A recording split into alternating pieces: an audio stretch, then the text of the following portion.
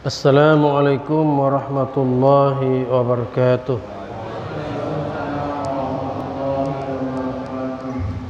Innal hamdalillah nahmaduhu wa nasta'inuhu wa nastaghfiruh wa na'udzu billahi min shururi anfusina wa min sayyiati a'malina.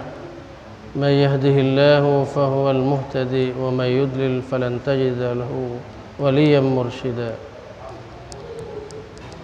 أشهد أن لا إله إلا الله وحده لا شريك له وأشهد أن محمدا عبده ورسوله.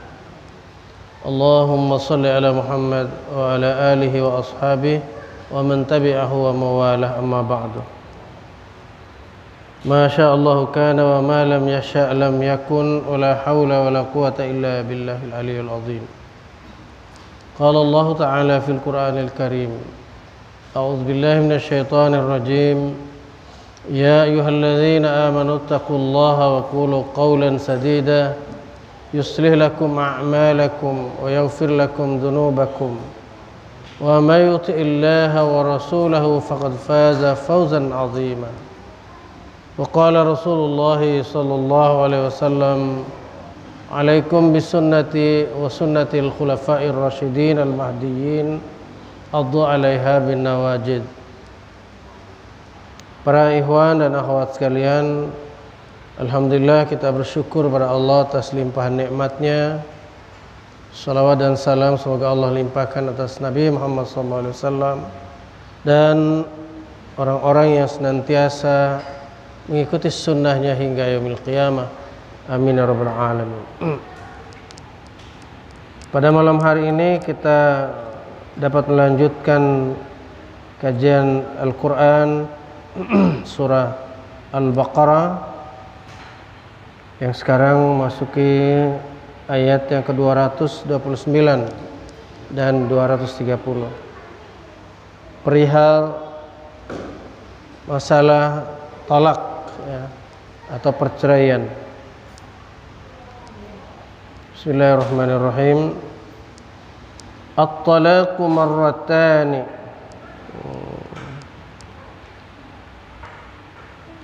Talak itu hanya 2 kali. Fa imsakum bima'rufin aw tasrihum bi ihsan. Maka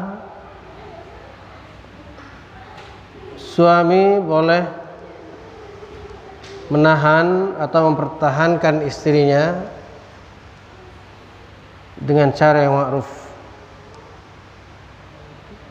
dalam arti kembali kepada istrinya atau rujuk, atau tasrihum bi ihsan, atau melepaskannya dengan cara yang baik pula. Artinya melepaskan di sini adalah terjadilah talak yang sungguhnya.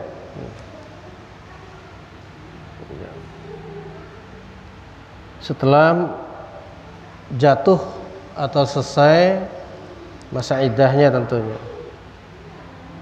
Wala yahillu lakum an ta'khudhu mimma ataitumuhunna syai'a.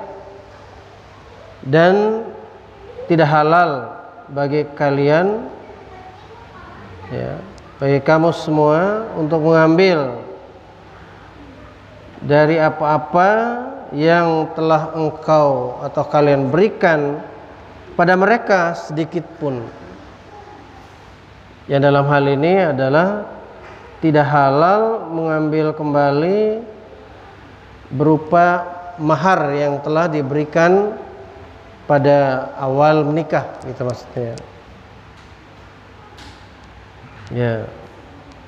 Illa ay yakhafa an la yuqima hududallah. Terkecuali keduanya merasa khawatir, merasa takut untuk tidak bisa menegakkan ketentuan Allah atau hukum-hukum Allah dalam kehidupan berumah tangga. Dalam hal ini apabila terjadi ketidakcocokan lagi dan tidak bisa lagi meneruskan kehidupan berumah tangga lantaran tidak lagi merasa sanggup untuk menegakkan ya hukum-hukum Allah SWT dalam kehidupan rumah tangga itu, maka ada kalimat di awal illa, kecuali. Jadi yang didahului oleh larangan untuk mengambil kembali mahar ya. Jadi kalau ada pengecualian ini berarti ada satu jalan lagi ya untuk bisa mendapatkan ini, terutama adalah apabila istri dengan sengaja meminta untuk dilepaskan pernikahan ya, maka dimintanya kepada suami untuk menceraikannya, maka ini disebut dengan khulu ya, atau talak tebus ya.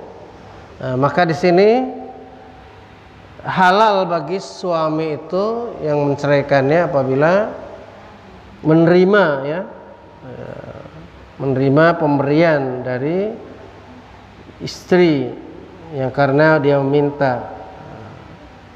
Maka di sini jelaskan fa in khiftum alla yuqima hududallahi, maka apabila kalian merasa takut untuk tidak bisa menegakkan hukum-hukum Allah, fala junaha alaihima fi maftadat bih, maka tidak ada halangan ya atas keduanya ya, untuk melakukan hal yang tadinya ya tidak diperbolehkan ya, kemudian mereka diperbolehkan ya, tidak ada dosa atas mereka tentang bayaran yang diberikan oleh istri tadi ya. Tilka hududullahi fala ta'taduha, demikian itulah ketentuan-ketentuan hukum dari Allah Subhanahu wa taala, fala ta'taduha, maka janganlah kalian melanggarnya ya, jangan kalian melanggar ketentuan Allah.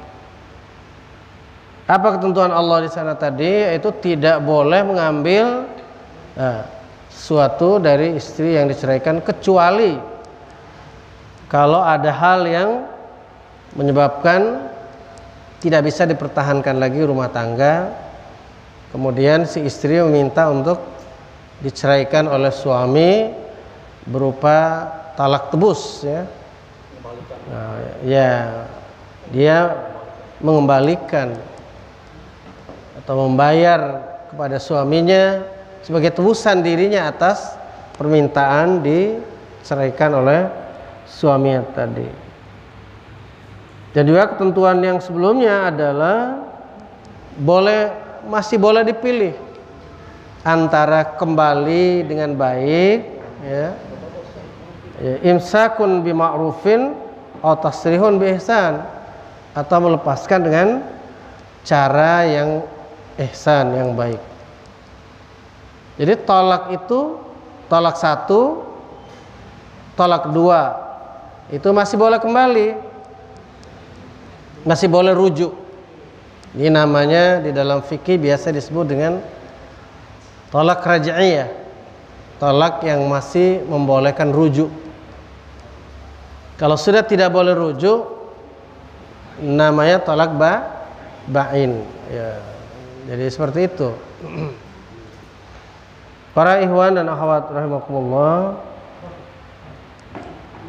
Kemudian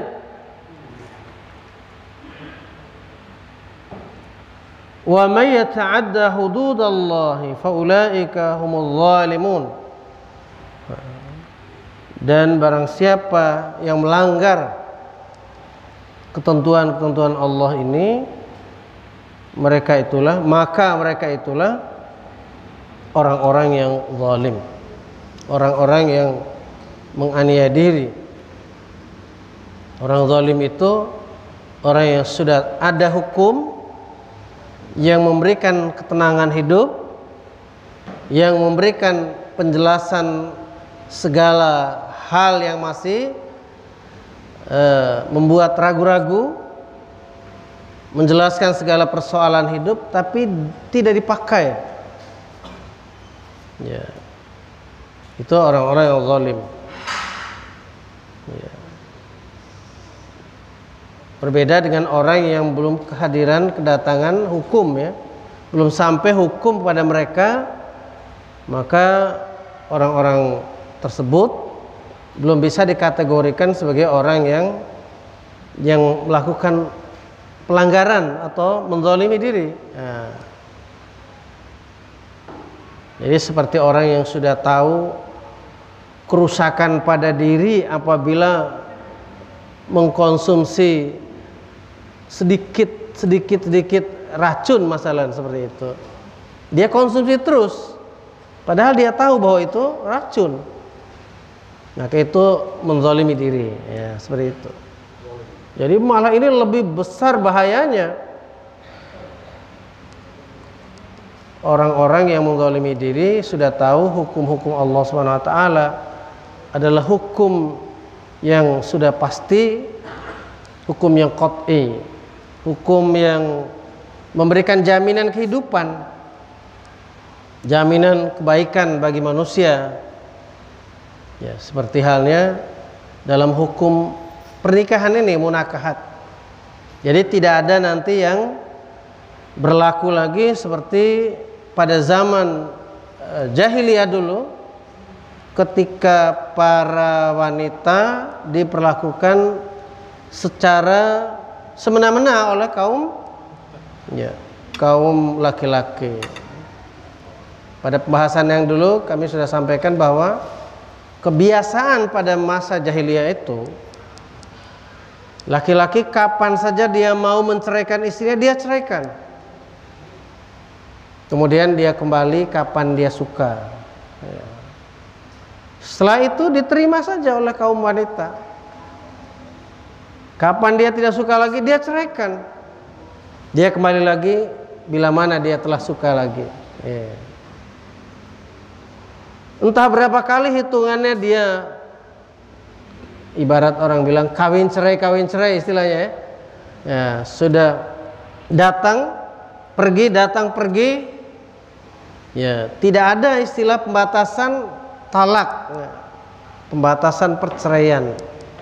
Maka di dalam hal ini Allah Subhanahu wa taala memberikan hukum yang seadil-adilnya, sehingga tidak ada yang dizalimi, ya.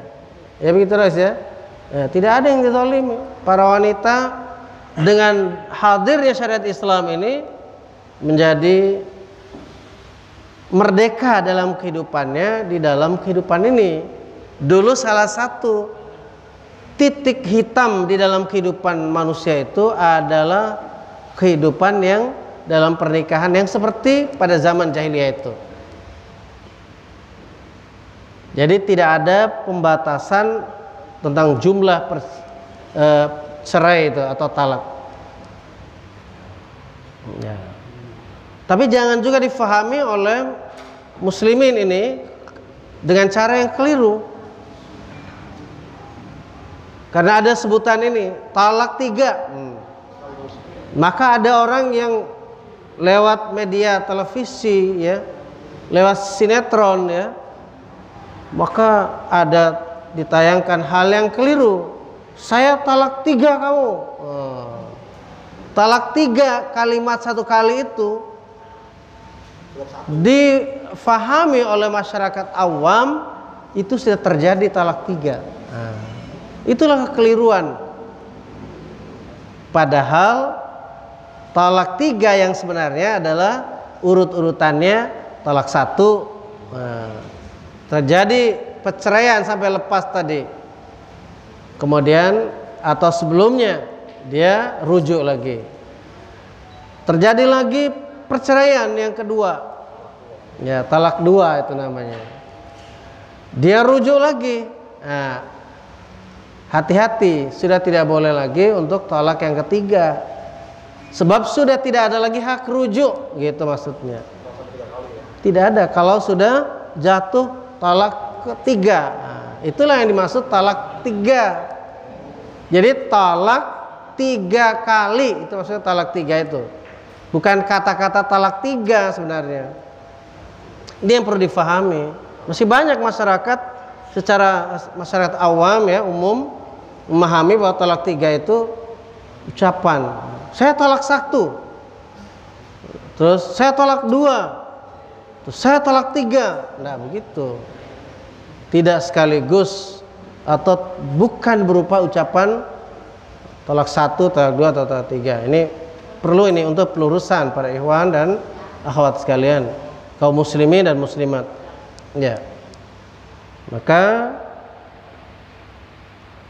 ayat berikutnya lebih menegaskan kepada kita akan hukum Allah Subhanahu wa taala itu. Fa in talaqaha, maka apabila suami mentalaknya atau menceraikannya dalam tanda kurung yang ketiga gitu, sesudah yang 2 kali tadi, maka ayat yang 229 itu diawali dengan kalimat at-talaqu marratani. Tolak itu hanya 2 kali. Maksudnya penjelasannya adalah 2 kali yang boleh dirujuki, yang dirujui, ya. Yang suami berhak kembali atau tidak nikah kalau masih dalam masa iddah, tidak nikah. Kecuali kalau sudah selesai masa iddah, dia tadi terlalu lama mikirnya, si suami itu telah lepas jadinya kan, masih boleh kembali lagi dengan cara menikah dengan akad nikah yang baru. Gitu hukum, ya. Akad nikahnya enggak usah pakai penghulu ya, akad nikah aja. Ada tenggang waktunya. Jadi iddah itu sudah diawali ayatnya. Ya. Atau nanti ada ayat yang lain jelaskan ya di surah At-Talaq itu bahwa iddah itu perempuan yang masih menstruasi itu 3 kali suci, thalathata quru', 3 kali suci. Tapi kalau yang sudah putus menstruasi atau istri yang belum menstruasi, ya, maka 3 bulan. Nah, itu batasnya itu, masa iddah itu, masa menunggu. Kalau istri yang meninggal suami, jadi iddahnya istri itu 4 bulan 10 hari. Ya, 4 bulan 10 hari. Jadi 4 bulan 10 hari. Bukan untuk akikah ya 4 bulan ya. 4 bulan 10 hari itu. Itu iddah wanita yang meninggal suaminya. Itu yang betul. 4 bulan 10 hari. Kalau akikah itu 7 hari kelahiran bayi. Ya. Ya, al-ghulamu murtahinun bi aqiqatihi tudbahu anhu fil yaumis sabi'. Ya. Anak yang baru lahir itu al-ghulam, bayi, ya, tersandra dengan akikahnya, maka salah satu melepaskan sandraan itu adalah tudbahu anhu fil yaumis sabi', yaitu dipotongkan kambing laki-laki 2, perempuan 1 pada hari yang ke-7 dari kelahirannya, bukan hari ke-4 bulan ya, atau yang ke-40 hari, tidak ada sebutan 40 hari itu. Hadisnya tidak dijumpai gitu ya. Yang ada lafaz 40 hari. Ya. Jadi makin mempersulit diri ya. Kita keluar daripada ketentuan Allah dan sunnah Rasulullah sallallahu alaihi wasallam. Ya. Ada juga yang bilang, ya kan masih ini Pak, duitnya habis buat biaya istri melahirkan, biaya bersalin, belum bikin akte kelahirannya, sekaligus udah berjut-jut tuh duit, boro-boro buat beli kambing, Ustaz, gitu.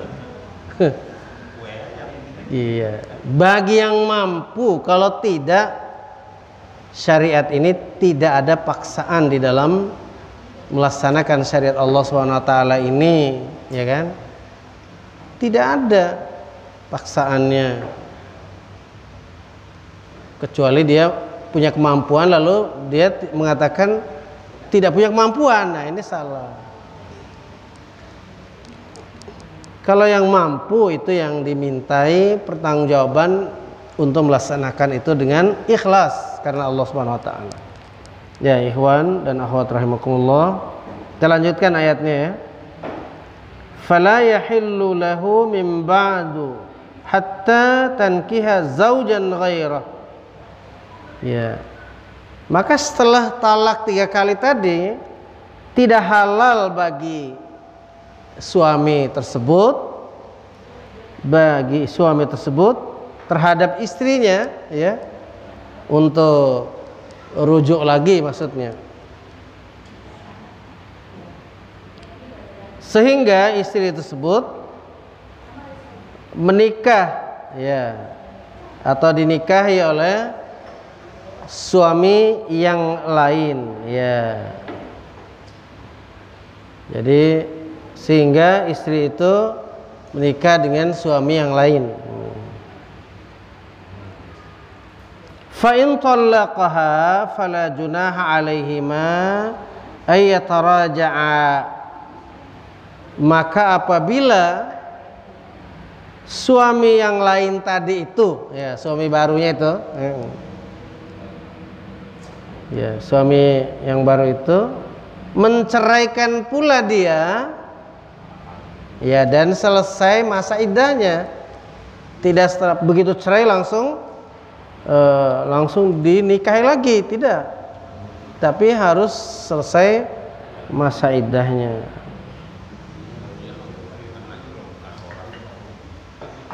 Maka tidak ada dosa bagi keduanya, tidak ada halangan bagi keduanya untuk ayataraja'a, untuk rujuk.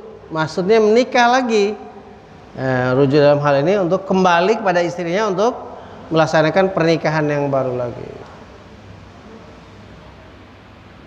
Catatan di sini bahwa ada kejadian memang di dalam masyarakat ini karena dia terlanjur sudah cerai 3 kali, tapi dengan istrinya dia masih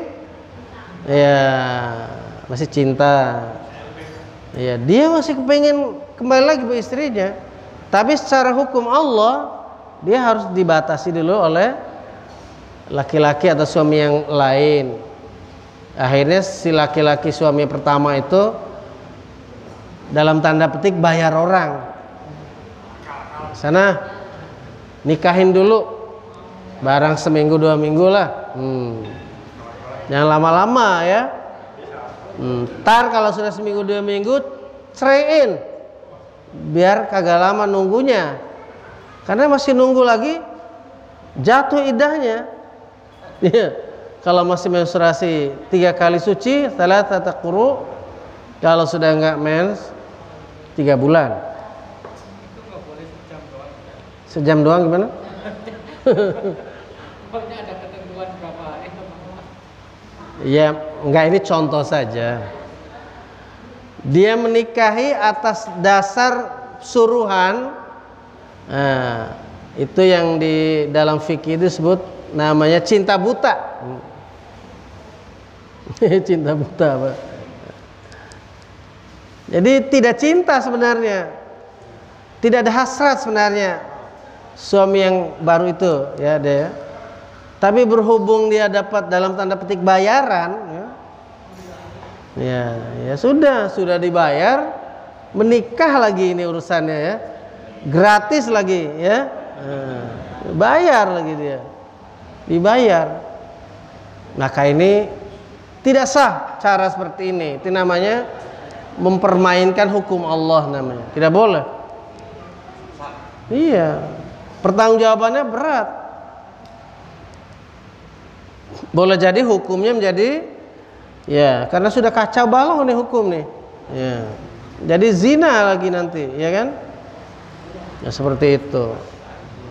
Makanya lebih baik belajarlah dalam hal ini masyarakat kaum muslimin ini supaya tidak menduga-duga ya dalam hidup ini yang benar itu yang mana, ya, yang tidak benar yang mana.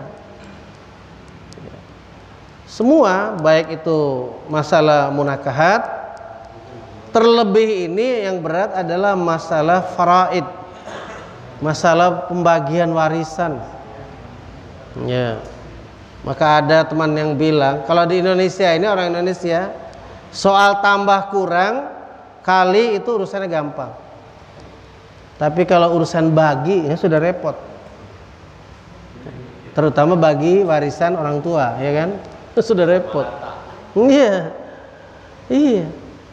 Prinsip karena anak sama anak ya, dari orang tuanya sudah wafat, mereka main gampang aja. Sama-sama anak kok, lelaki jadi 2 bagian, perempuan 1. Dari mana ini? Padahal dari Allah hukumnya. Ya, Allah sudah menentukan seperti itu. Tapi terasa berat oleh manusia ini karena urusan kenikmatan dunia, urusan harta. Ya, juga ini termasuk urusan bersuami istri, urusan kita sebutnya perhiasan dunia, ya kan gitu ya. Ad-dunya mata wa khairu mata'iha al-mar'atus salihah. Ya, dunia ini adalah perhiasan kata Nabi. Sebaik perhiasan ya adalah wanita soleha, al-mar'atus soleha. Makanya ibu-ibu jadilah al-mar'atus soleha supaya jadi perhiasan dunia dan sampai kepada kehidupan akhirat nanti. Amin ya rabbal alamin. Karena kalau sudah tidak jadi perhiasan dunia, tidak akan jadi perhiasan akhirat, kira-kira begitu. Jadi cikal bakal jadi perhiasan di akhirat itu harus menjadi perhiasan, permata dulu di dunia ini. Orang batu aja digosok, gosok licin, jadi perhiasan, jadi permata. Orang nggak perlu digosok-gosok dengan gerinda dan lain sebagainya. Cara menggosoknya adalah dengan melaksanakan syariat Allah Subhanahu wa taala, ikhlas nerimo apa yang menjadi ketentuan hukum-hukum Allah Subhanahu wa taala. Tadinya para istri durhaka manakala dia berkata kasar pada bapaknya. Ketika serah terima ya, ijab kabul ya, maka sekarang sudah berpindah amanah tanggung jawab itu kepada suami. Makanya ada juga himbauan, salah satu tabiat wanita soleha adalah dia mendudukkan suaminya itu ya sudah ya hampir setara dengan hormatnya kepada bapaknya. Jadi dia tidak sembarangan main geplak kepala suaminya, tidak sembarangan melotot lihat suaminya. Ya, semuanya dipatuhi selama itu hak ya. Selama itu benar ya. Kalau tidak benar ya nggak usah dipatuhi. Jangan semua-muanya ikut, berhubung ada kalimat suwarga nunut neraka katut ya, ke surga ikut neraka pun terbawa ya, jangan. Kalau memang tidak baik ya jangan diikuti ya. Tapi kalau ke surga ikut, ke neraka ikut, maksudnya susah sengsara ikut ya nggak apa-apa, masih bagus tafsirnya itu ya Mas Juarianto ya. Kalau ditafsirkan situ nggak apa-apa. Susah sengsara ya oke. Sepiring berdua it's okay. Di bawah gubuk bambu ya, yang penting berdua bahagia, it's okay ya. Tapi ya lebih baik jangan di bawah gubuk bambu sepiring berdua ya. Ya susah amat ya. Paling nggak piringnya masing-masing, gubuknya jangan bambu-bambu lagi kayak dulu ya, kecuali hanya gubuk-gubukan di belakang rumah gedongan. Sekarang gitu Pak ya Rois ya, orang punya rumah gedongan itu Tidak indah kalau di belakangnya nggak punya gubuk bambu. Bener. Gazebo namanya. Kalau bilang gubuk bambu, wah kelihatannya desa nih. Desa. Tapi kalau gazebo, bener deh. Yo, iya. Biasanya samping-samping tuh rumahnya biasanya letter L gitu ya. Gede tanahnya. 1 hektar dibangun rumah. Minimal setengahnya. Astagfirullahaladzim. Terlalu juga, kalau terlalu mewah itu juga pertanggungjawabannya berat nanti di hadapan Allah SWT. Bangun kamar sampai 12 kamar nggak ditempati, dosa juga gitu. Lah iya, bangun rumah itu disesuaikan dengan kebutuhan, jangan biarkan kosong. Bukan kita pelit sama jin untuk ditempati, bukan. Ya. Iya kan? Tapi tabdzir termasuknya itu, termasuk berlebih-lebihan ya. Ya baik, kita lanjutkan. In dhanna ayyuqima hududallah. Kembali itu pun apabila mereka punya persangkaan yang baik bahwa mereka itu bisa menegakkan kembali hukum Allah gitu. Dhanna di sini persangkaan yang baik ya. Ya, insya Allah ini kita balik lagi ini Neng ya, kita rubahlah pola hidup yang lalu ya. Ya, kita ganti dengan pola hidup yang baru. Ya, apa sih dulu penyebab keretakan rumah tangga itu? Diteliti, dikaji, sehingga setelah kira-kira ibarat orang bikin proposal itu ya, nah dia ini celah-celah mana yang kira-kira harus diperbaiki ini, sehingga jangan sampai lagi terbuka peluang untuk retak lagi ya. Kita jalin lagi kehidupan yang lebih baik lagi, seperti itulah. Jadi perkiraan yang baik ini tidak hanya dalam pikiran, melainkan harus diwujudkan dalam realitas kehidupan yang nyata. Sekiranya seperti itu ya. Intinya hukum Allah, bukan persoalan kesejahteraan berkisar pada keindahan dunia belaka. Itu sebenarnya. Karena yang sering kali itu kan terjadi kan, yang satu kepengennya hidup itu secara duniawi mewah, tapi secara persiapan untuk menghadapi ukhrawi akhirat kurang mewah, ya kan? Ya, kalau diajak pergi ke mall rajin, kalau diajak ke majelis taklim susah. Itu kadang-kadang penyebab keretakan tuh dari situ tadinya. Mungkin pihak istri atau mungkin pihak suami, nggak hanya istri. Jangan tiba-tiba yang dipikirkan oleh para suami ini, ya alhamdulillah suami yang duduk sini ya sama-sama sama istrinya. Ada permasalahannya tidak bisa akur gara-gara istri kepengennya taklim, si suami nggak kepengen ya, dan sebaliknya. Jadi itu bisa menegakkan hukum Allah. Jadi tidak ada terlalu berpikir pada masalah duniawi. Ya. Beda lagi kalau orang ini rujuknya ini nanti karena tadinya saya tidak bisa membahagiakan secara dunia, nanti saya sudah dapat nih duit sampai gudang emas sudah dikumpulkan nih, nanti kita gimana nih, kita atur nih, kita pesiar kemana gitu ya.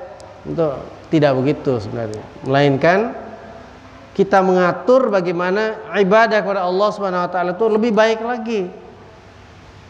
Jadi mengikat kehidupan rumah tangga dengan muasyarah bil ma'ruf, dalam kalimat Al-Qur'an itu wa'ashiruhunna bil ma'ruf.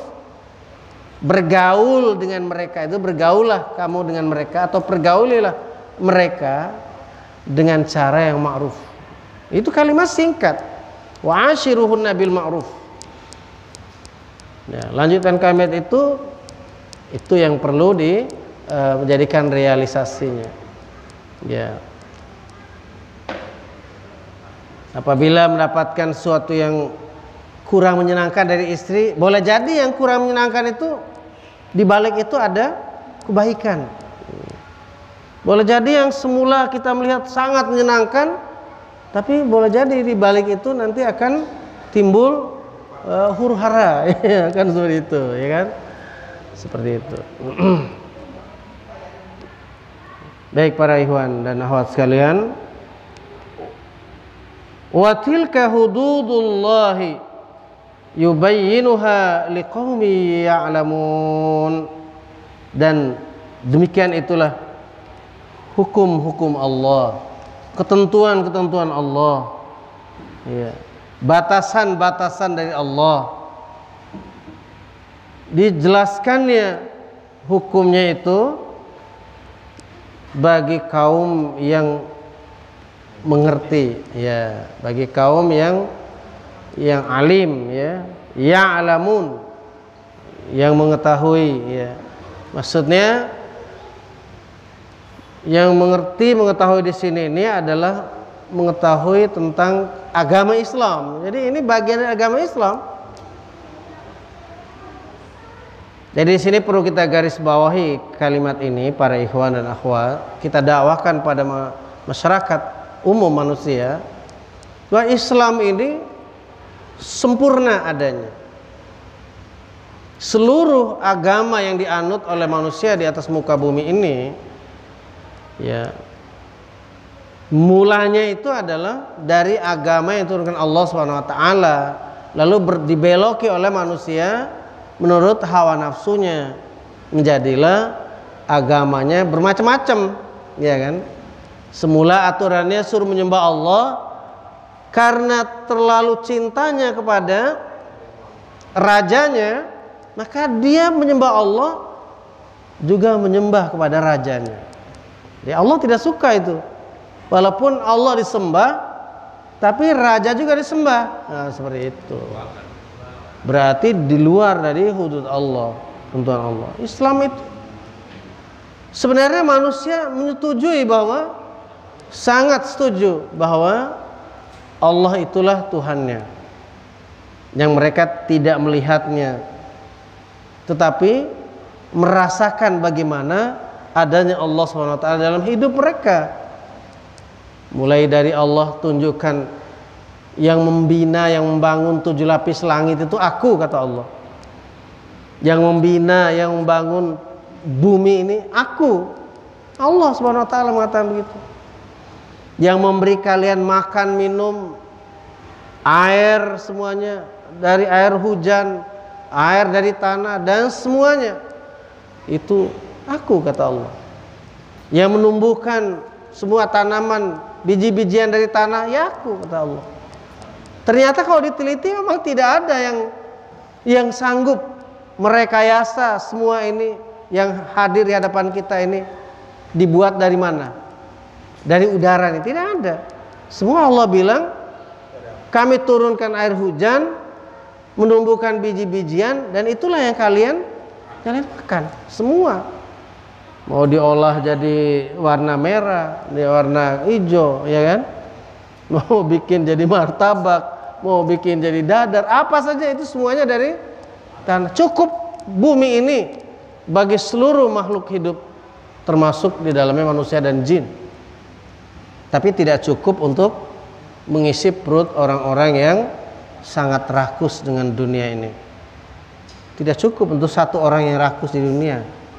Sebab kalau diberi 7 lembah emas, dia kepengen 7 lembah lagi emas yang sama. Lembah, ya. Karena kenapa disebut lembah itu karena bentuknya dia seperti ini. Antara gunung dengan gunung itu lembah. Ya, kalau 2 gunung begini di tengah-tengah lembah, ya seperti gunung yang dibalikin, pucuknya ke bawah, itu lembah itu. Kalau dibeli 7 saja masih pengen 7 lagi. Ya. Sudah bapaknya, anaknya, ponakannya, siapa lagi harus mengumpulkan harta benda supaya kehidupan kita ini jaya, berzaman-zaman misalkan begitu. Dia lupa bahwasanya Allah SWT itu dalam sekejap saja, bagaimana yang namanya Namrud, bagaimana yang namanya Fir'aun, dalam tanda petik dilibas oleh sekali dahsyatnya azab Allah hanya dalam sekejap mata.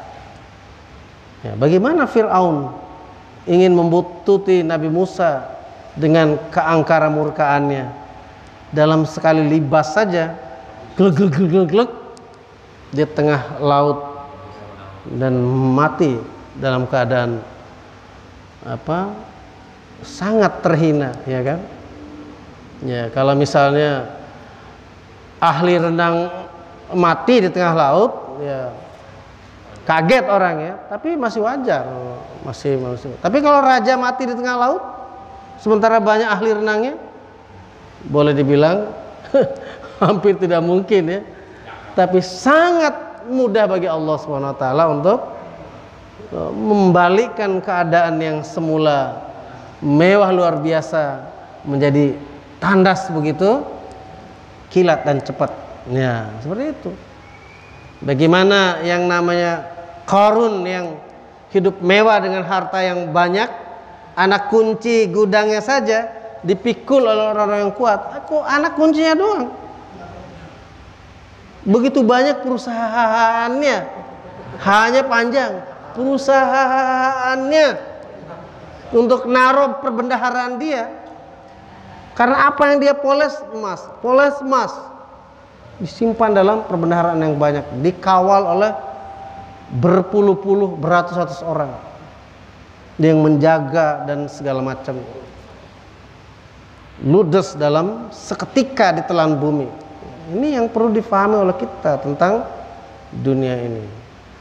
Jadi oleh karena itu, Ishma syi'ta fa innaka mayyitun.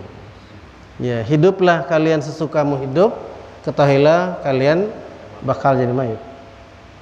Ya, wa'mal ma syi'ta fa innaka majziyun bihi wa mas'ulun anhu. Beramallah apa yang kalian suka hatimu. Ketahuilah semua amal itu akan dimintai pertanggungjawabannya. Ya. Wahbib ma syi'ta, cintailah apa yang kalian bisa cintai sekarang ini, harta benda, punya kendaraan yang banyak, punya rumah mewah, punya tanah sampai beratus-ratus hektar. Seorang itu, loh, kita beratus meter saya susah di Jakarta ini. Orang sampai bisa beratus-ratus hektar, satu orang, satu wong itu. Ya. Fa innaka mufariqah, ketahuilah kalian bakal berpisah dari yang kalian tumpuk, yang kalian cinta. Beratus-ratus hektar satu orang itu, saudara. Ingat itu. Ya. Qarun saja sudah dicontohkan, orang yang bisa pahat gunung, punya kebanggaan untuk memahat gunung pada zaman dulu, membuat istana di gunung. Iya. Dihancurkan Allah SWT. Ya. Wa thamud alladzina jabu sakhra bil wadi wa fir'auna dzil autad. Sudah dicontohkan semua di Al-Qur'an. Tapi orang baca Al-Qur'an itu hanya dilomba-lombakan saja, hanya diperdengarkan suara yang indah saja. Ketika diterjemahkan, diperdengarkan isi Al-Quran yang indah ini, justru menjadi tidak indah. Kalau orang yang menyampaikannya dimarahi, dimusuhi. Ini sebenarnya pakailah teori cermin ya dalam menerima kebenaran ini. Gimana orang lihat berhadapan dengan cermin itu deh? Iya. Kalau bangun tidur orang lihat cermin, tiba-tiba ada, mohon maaf, belek di matanya. Apa dia lantas hajar itu cermin? Cermin menegur dia, cuci muka. Karena ada belek di matamu. Ridho aja kita. Gitu.